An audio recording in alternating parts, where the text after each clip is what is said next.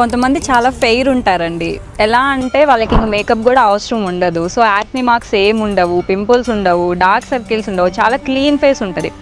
అలాంటి వాళ్ళకి ఏంటంటే మేకప్ అవసరం లేదు, వాళ్ళు న్యాచురల్గానే చాలా బాగుంటారు.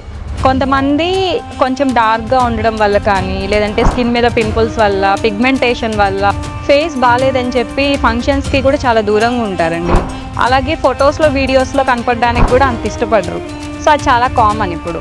సో మేము మేకప్ చేస్తే మాకు సెట్ అవ్వదేమో, స్క్రీన్ మీదకి వెళ్తే బాగోదేమో ఫేస్, ఆ పిగ్మెంటేషన్ హై పాయింట్స్ అనేవి అలానే విజిబుల్ అవుతాయేమో.